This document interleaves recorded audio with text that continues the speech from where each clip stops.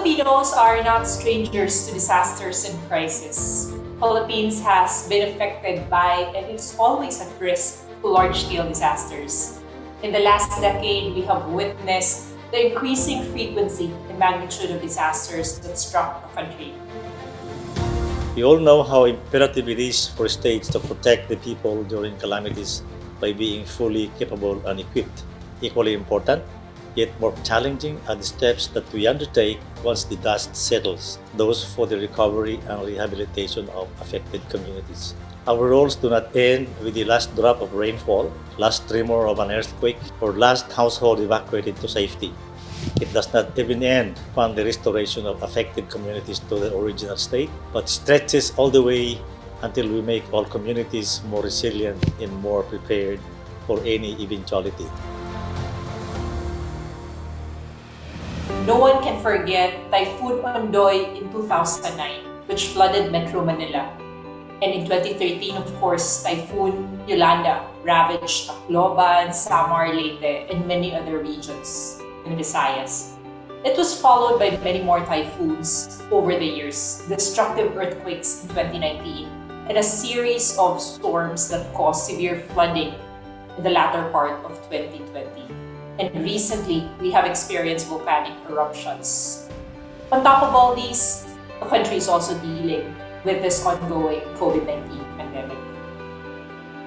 Over the past 15 years, the Philippines has invested in improving its disaster prevention and mitigation interventions, as well as its preparedness, emergency management, and response policies.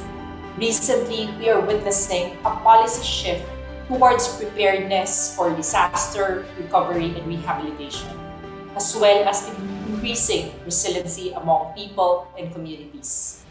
To support the Philippine government's policy shift towards disaster risk reduction and preparedness for recovery and rehabilitation, the Disaster Council, Office of Civil Defense, and World Bank are implementing a nationwide Ready to Rebuild program.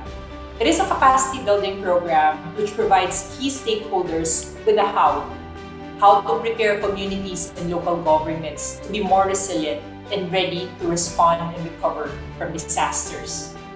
Better, faster, greener, and smarter.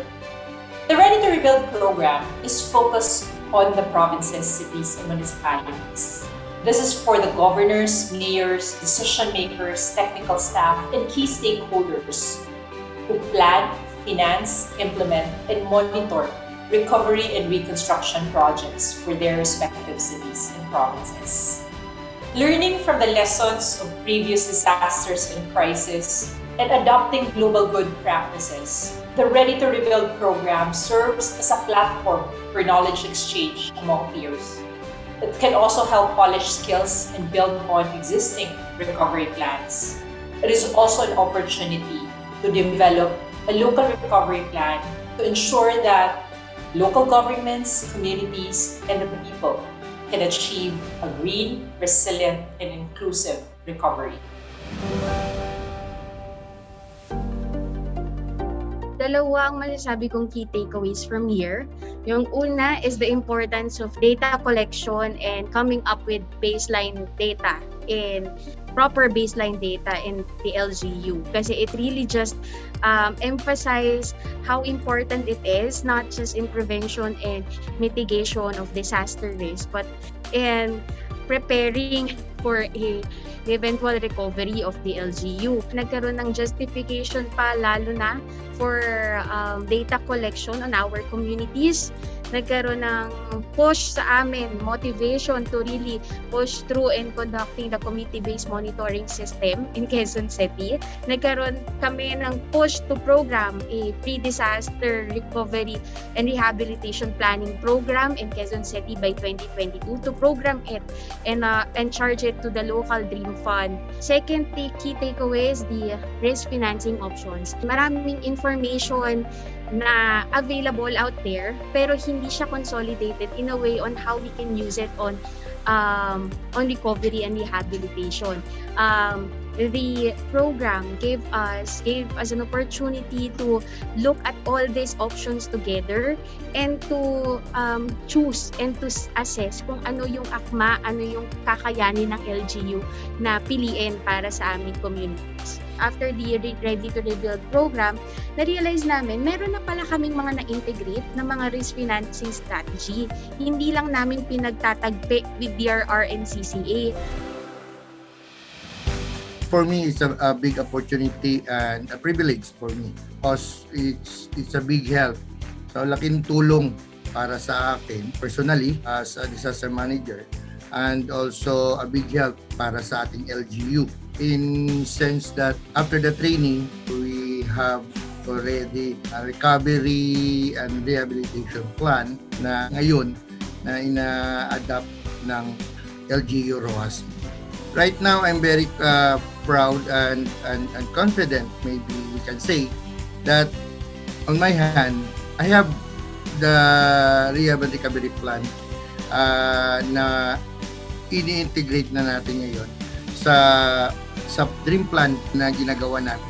Because of what we learned for the plan that we have, at least mayroon tayong specific na mga targets na kung sino pwede natin bigyan ng assistance in case that will be affected with a disaster.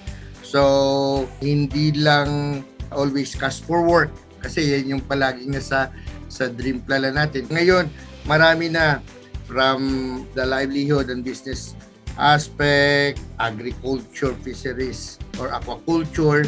Mayroon naman tayong sa housing natin. The Ready to Rebuild help us open our eyes on how we can put systems and tap into existing resources of the municipality so that in the event of any calamity or any disaster, we are more than ready to build back better. What has mainly changed is that when there is a disaster, we usually react to the disaster. But with the Ready to Rebuild program, with the system already put in place, we are now proactive. You have to help us improve our capacities, help us realize our resources, and help us be ready in any disaster for a better future for our constituents and for our community. We are not talking about minimal change, but systemic change, a way of thinking, in that you cannot say that we just pray that disaster should not visit us, but instead, in case a disaster will visit us, we are ready. Always keep in mind that our people deserve the benefits of progress, protected from the ravages of disasters. Therefore, let us continue to strive relentlessly to build a safer, climate change adaptive, and resilient Philippines.